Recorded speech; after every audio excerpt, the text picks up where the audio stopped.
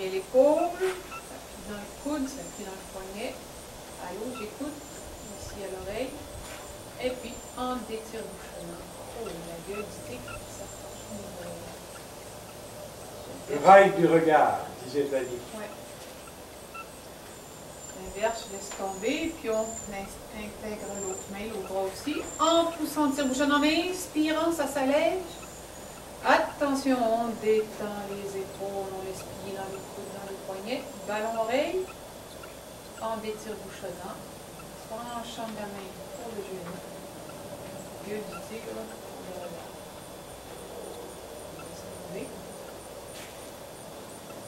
On inspire. Et en tire-bouchonnant. C'est fondre les épaules, laisser plier dans les coudes, les poignets, ballon oreille.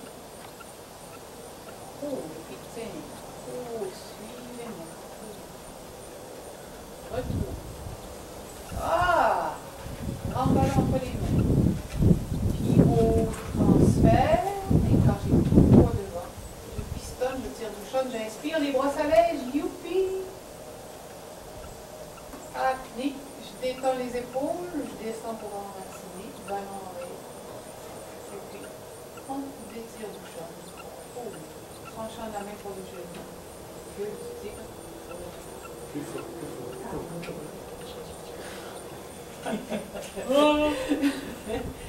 Ok, la gueule du tigre pour le regard. Elle reste accrochée là au niveau regard. Retour. Les mains se regardent, j'ai un grand ballon entre les mains. Et celle-là reste accrochée au niveau regard. Transfert. Une fois tout le poids devant. Piston, tire-bouchon. Et la main de devant, qui est la droite pour vous, fait le tour de la tête, comme un satellite autour de la tête. Je détends les épaules. Parce que je descends pour enraciner. Et puis on étire bouchon. Oh! Tranchant de la main pour le genou. La gueule du tigre reste accrochée au niveau regard. Pivot, transfert. Et en poussant, tire-bouchonnant, la main fait le tour de la tête. Comme ça fait le tour de la tête. Enracinement, je détends les épaules. Je renforce.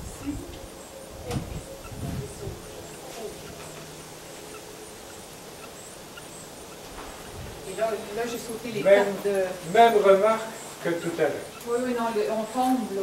Non, non, non, tout à l'heure, j'ai, pour corriger, j'ai regardé les mains. Et vos mains, en général, sont comme ceci.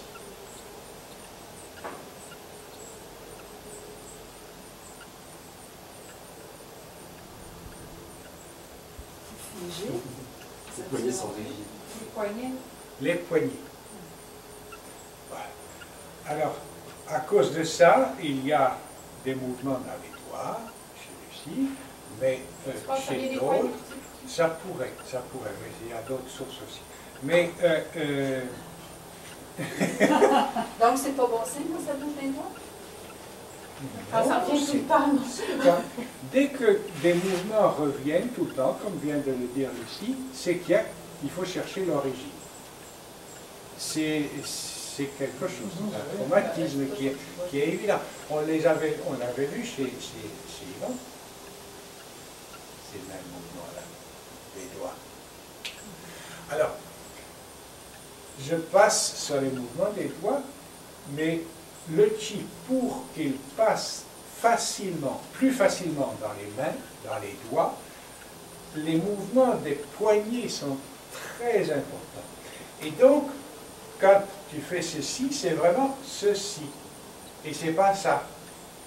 Voilà, c'est ceci. Ceci. Voilà.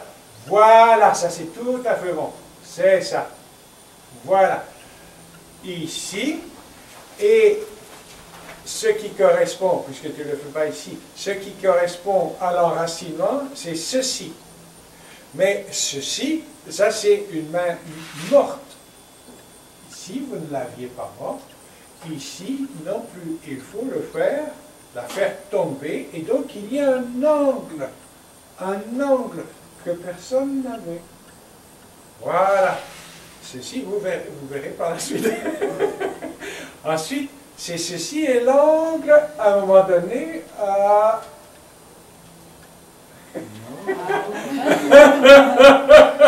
là, ah, et puis ça, voilà.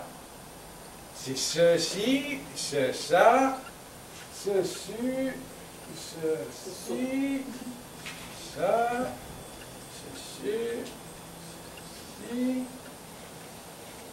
c'est ça,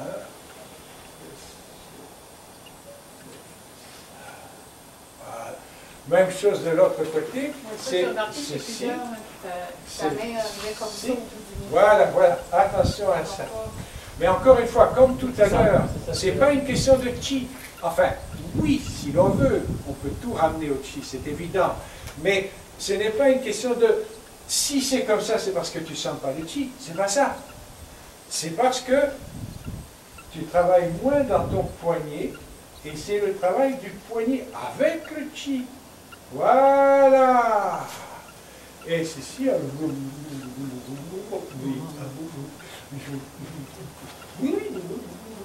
Je me souviens beaucoup de dit si c'était sur le point du poignet, c'est ça. Cette pointe ici.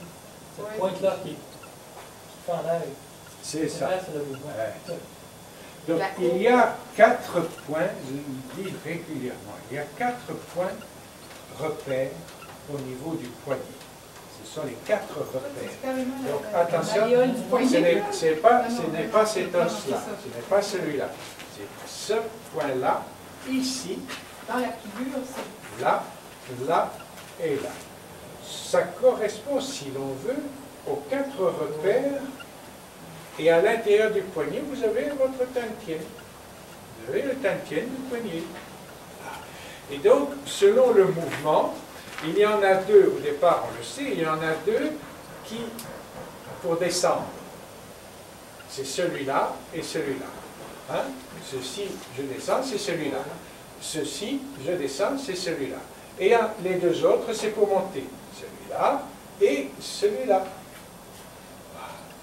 Donc, il y a ces quatre repères qui sont, voilà, qui doivent travailler tout le temps, tout le temps, tout le temps, et selon les mouvements, qui s'orientent, mais c'est souvent un repère qui fend l'air, qui...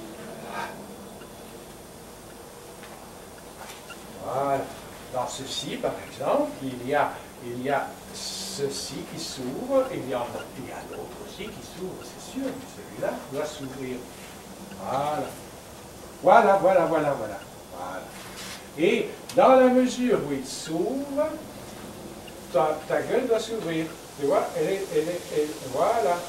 Dans la mesure où ceci s'ouvre, ça fait passer le chi et ça ne peut pas s'ouvrir comme ça, par exemple. Là.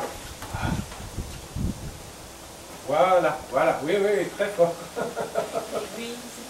L'aiguille du gramophone, avec tout le cornet, là, du gramophone. Ah, oui, oui, oui, je me souviens. Oui.